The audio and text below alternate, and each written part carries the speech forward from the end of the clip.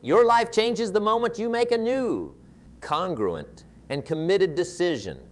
I want to talk to you today about one of the most powerful skills you can develop, a skill that will transform your life in ways you can't imagine. It's not about working harder. It's not about knowing more. It's about choosing better. Every day, you and I make hundreds of choices: what to eat, what to wear, what to say, who to talk to, what to work on. These choices might seem small, but they shape the story of our lives. And there's one choice that separates the successful from the rest: learning to say no to the good so you can say yes to the best. Success leaves clues, you know. I've spent decades studying successful people, and I noticed something interesting. They're not people who say yes to everything. They're people who are very careful about what they say yes to. They understand a fundamental truth. Every time you say yes to something, you're saying no to something else. That's the reality most people miss. Your time, your energy, your attention, these are limited resources. When you give them to one thing, you can't give them to another. So the question becomes, are you giving your limited resources to the good things or the best things? Most people fill their lives with good things, good opportunities, good relationships, good jobs. Good is comfortable, good is safe, good is acceptable, but good is the enemy of great. Good is the obstacle that keeps you from your potential. I remember talking with a young man years ago. He was telling me about all the projects he was working on, all the clubs he joined, all the committees he was part of. Jim, he said, I'm just so busy. I don't know how I'm going to get it all done. I asked him, how many of these things are moving you towards your major goals? He looked at me puzzled. Well, I don't know. Maybe one or two. That's the problem right there. Here's what I've learned. Being busy is not the same as being productive. Activity is not accomplishment. Movement is not achievement. You can spend your whole life being busy with good things and never touch what's best for you. Look, I'm not saying good things are bad. They're good. That's the tricky part. They have value. They offer some benefit. They can enrich your life in some way. That's what makes them so dangerous, because they're just good enough to take up your time, but not good enough to take you where you want to go. Let me tell you what happens when you say yes to too many good things. First, you spread yourself too thin. You know the saying? Jack of all trades, master of none. That's what happens. You give a little bit of yourself to a lot of different things, and you never achieve excellence in anything. Second, you exhaust yourself. You run from one commitment to another, trying to keep all those plates spinning. You're tired, you're stressed, you're overwhelmed, and you wonder why you're not making progress on your big dreams. Third, you compromise what matters most. This is the tragic part. The things that are truly important to you, your health, your key relationships, your major goals, they get whatever energy is left over after all those good commitments. And usually that's not much. Fourth, you lose your ability to focus. Your mind is scattered, jumping from one obligation to another. But great achievement requires focused attention. As Earl Nightingale said, success is the progressive realization of a worthy goal. Notice he said a worthy goal, not 50 worthy goals. Fifth, you start to lose your passion. When everything is a priority, nothing is a priority, you don't feel that fire of commitment anymore. You're just going through the motions, checking boxes, moving from one task to the next without joy or purpose. I've seen this tragedy play out countless times. People who had so much potential, who could have done something remarkable with their lives, but they said yes to so many good things that they never had the time, energy, or focus to pursue what was best. Let me ask you something. What's the best use of your time right now? Not just a good use, the best use. What would move you furthest toward your goals? What would have the greatest positive impact on your life? What would bring you the most fulfillment? Most people can't answer those questions. They've never thought about it. They're too busy responding to whatever comes their way. They've turned their lives over to chance, to circumstance, to whatever happens to show up. But that's not how successful people live. They don't leave their lives to chance. They're intentional. They're selective. They know what matters most to them, and they organize their lives around those priorities. So how do you figure out what's best for you? It starts with knowing your values. What do you truly care about? What principles do you want to live by? What kind of person do you want to be? A lot of people skip this step. They chase goals without first clarifying their values. But your values are your foundation, they're your compass. They help you determine whether a path is right for you, regardless of how attractive it might seem on the surface. After values come priorities. What are the most important roles in your life? Are you a parent, a spouse, a business owner, a leader in your community? What responsibilities come with those roles? What goals do you have within each area? Then comes vision. What do you want your life to look like in 5 years? 10 years? 20 years? Everything went perfectly in your career, your relationships, your health, your finances. What would that look like? Get specific. Paint that picture in vivid detail. Once you have clarity on your values, priorities, and vision, you have a framework for decision making. You have criteria for determining what's merely good and what's truly best. And that's when saying no becomes easier. Because saying no isn't really about saying no. It's about saying yes to something better. It's about protecting your time and energy for what matters most to you. I know someone who was offered a promotion at work. More money, more prestige, more responsibility. Sounds good, right? But it also meant more travel, longer hours, less time with family. After careful consideration, he turned it down. Some people thought he was crazy, but he understood that saying yes to that promotion meant saying no to things that were more important to him: his health, his marriage, his time with his children. That's wisdom. That's maturity. That's understanding that not all opportunities are created equal. Some opportunities move you toward your best life. Others move you away from it, even if they come with short-term benefits. Now, saying no isn't always easy. We worry about disappointing people. We fear missing out. We wonder if we're making the right choice. But here's what I've learned. Saying no gets easier with practice, and the benefits become more apparent over time. So how do you say no gracefully? First, be prompt.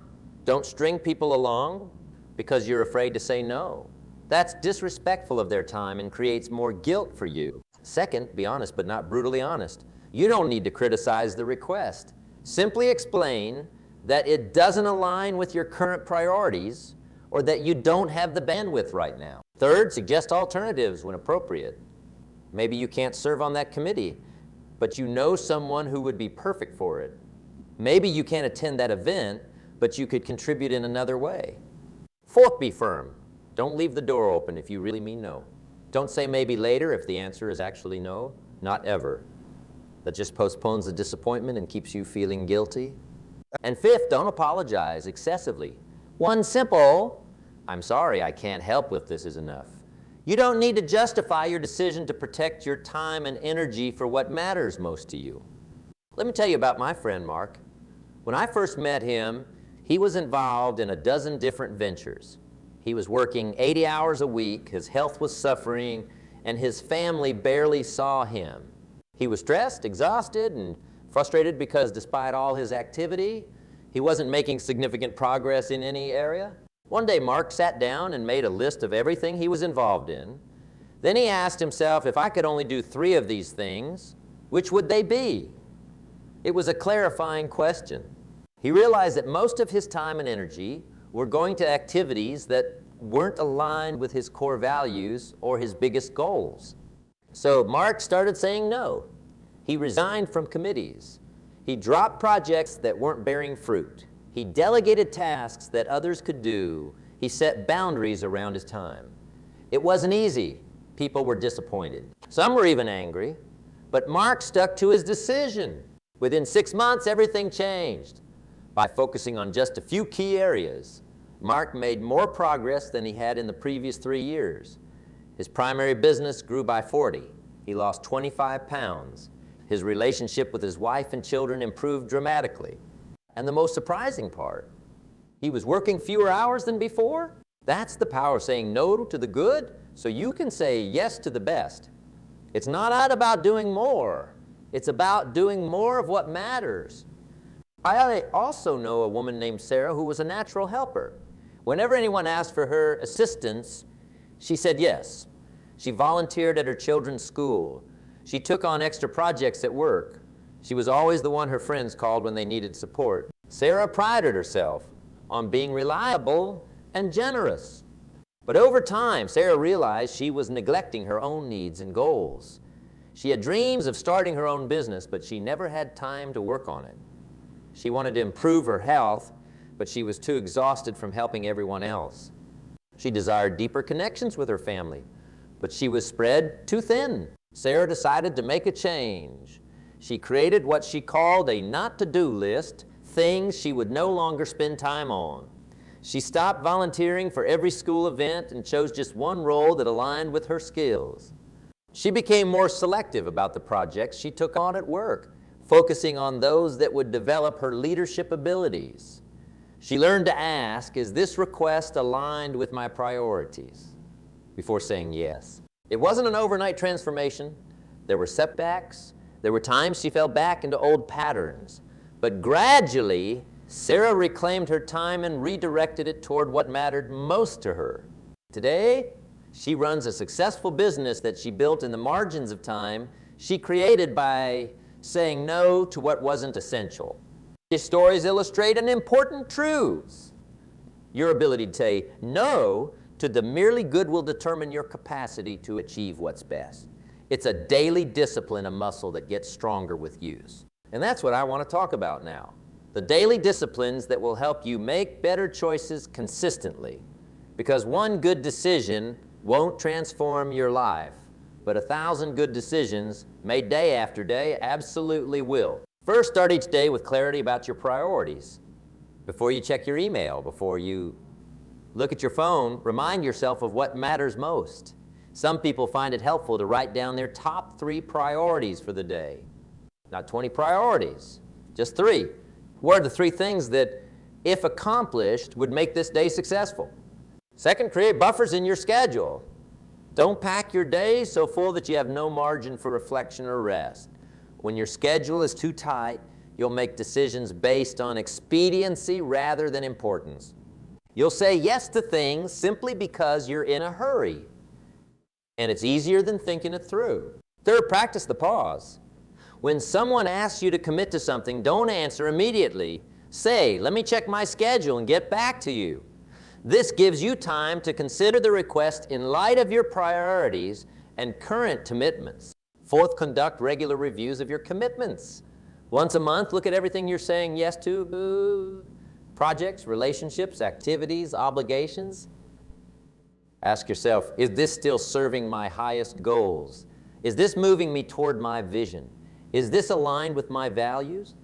Be willing to prune what no longer fits. Fifth, surround yourself with people who respect your boundaries. Some people will resist when you start saying no. They're used to you always being available, always saying yes. But over time, the right people will adjust, and they'll respect you more for having clear priorities. Sixth, remember that seasons change. What's best for you in this season of your life might not be what's best in the next season. Be willing to reevaluate as your circumstances, goals, and priorities evolve. And seventh, forgive yourself when you get it wrong. Sometimes you'll say yes when you should have said no. Sometimes you'll say no when you should have said yes. That's part of the learning process. Don't waste energy on regret. Just make a better choice next time. These daily disciplines will help you build a life of intention rather than reaction. That's really what we're talking about here. Being intentional about how you spend your most precious resources. Your time, your energy, your attention. Most people live reactive lives. They respond to whatever demands are loudest. They follow the path of least resistance. They do what others expect of them. And then they wonder why they don't feel fulfilled, why they're not making progress toward their dreams. But you can choose a different path. You can decide to live proactively, to shape your life according to your values and vision, rather than letting circumstances shape you. It's like the difference between driving with a destination in mind versus just getting in your car and following whatever road happens to be in front of you. One approach leads to a specific destination. The other leads to wherever the road happens to go. I think about my own journey. When I was young, I said yes to almost everything. I was eager to please, eager to succeed, eager to take advantage of every opportunity. But over time, I learned the power of selectivity. I learned that doing fewer things better leads to greater impact than doing many things adequately. I remember turning down a lucrative speaking engagement because it conflicted with my grandson's birthday. Some people thought I was making a mistake. You can see your grandson anytime, they said. This is a big opportunity. But I knew what mattered most to me in that moment. I knew what best looked like for me. And here's what's interesting. The more I've practiced saying no to things that aren't aligned with my highest values and goals, the more opportunities have come my way that are aligned.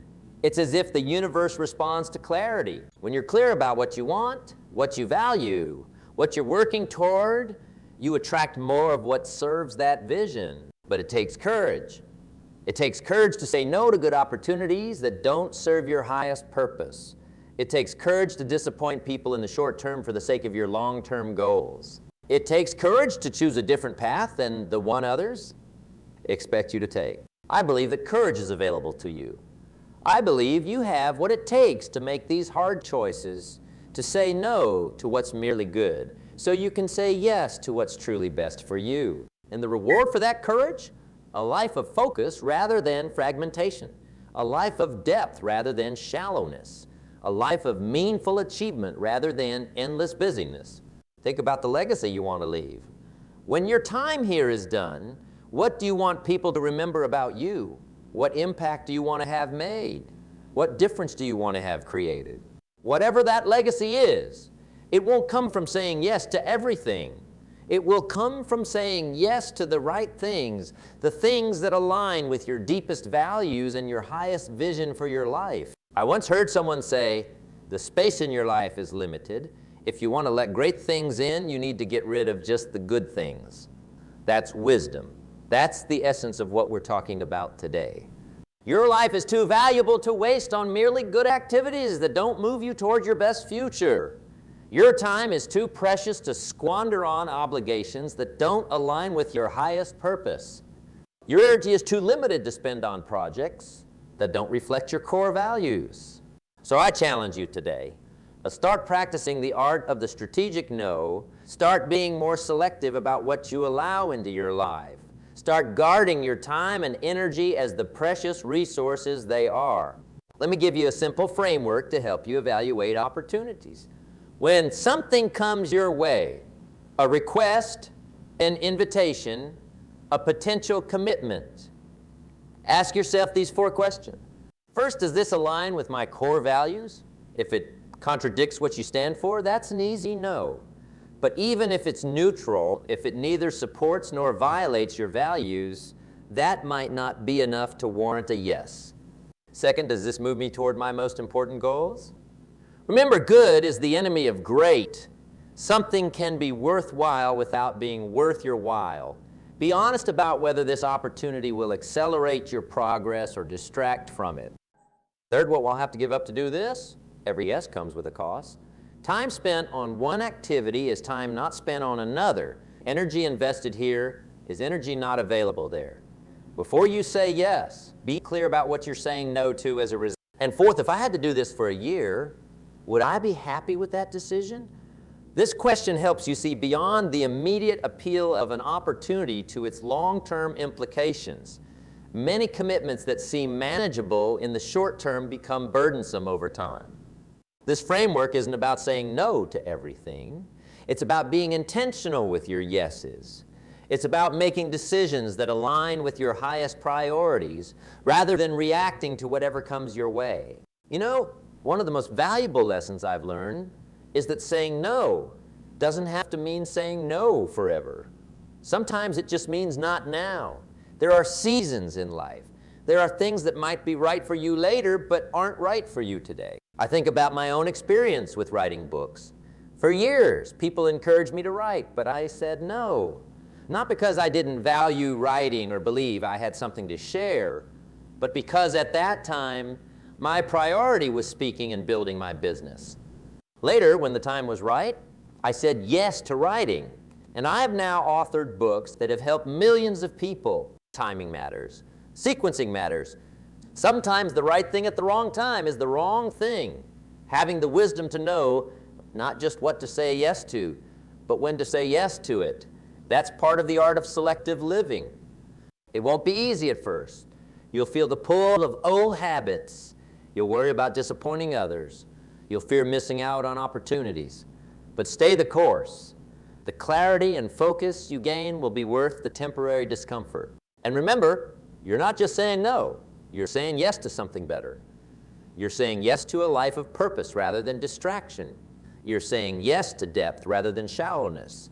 You're saying yes to meaningful achievement rather than endless activity. That's what success looks like. Not checking more boxes or adding more commitments or accumulating more stuff. Success is becoming who you were meant to be and doing what you were meant to do. And that only happens when you learn to say no to the good so you can say yes to the best. I've seen the transformation that comes when people embrace this principle. I've watched them go from stressed and scattered to focused and fulfilled. I've seen them achieve things they never thought possible because they stopped diluting their efforts across too many activities.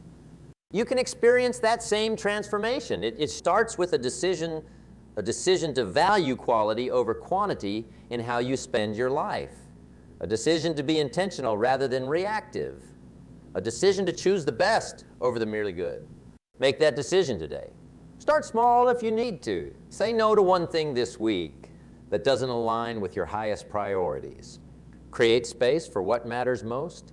Then do it again next week and the week after that.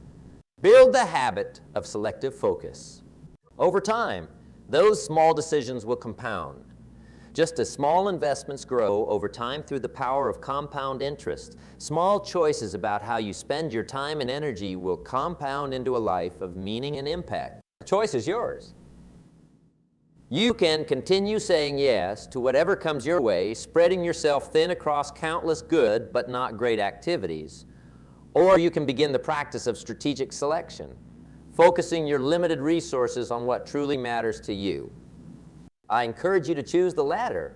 Learn to say no to the good so you can say yes to the best.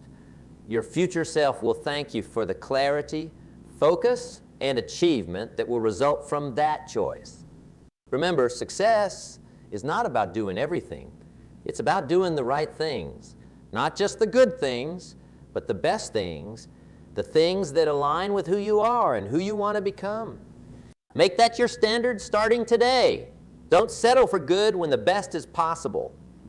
Guard your time, your energy, and your attention as the precious resources they are. Be willing to disappoint in the short term for the sake of your long-term impact. That's how you build a life of no regrets. That's how you create a legacy that lasts. That's how you become the person you were meant to be and accomplish what you were meant to accomplish. So let this be the day you begin a new practice. The practice of saying a thoughtful, intentional no to what's merely good so you can say an enthusiastic, committed yes to what's truly best. I want to leave you with this final thought. Life rewards clarity. When you're clear about who you are, what you value, and where you're going, everything gets easier. Decisions become simpler. Distractions become more obvious. Progress becomes more consistent. Most people never achieve this clarity.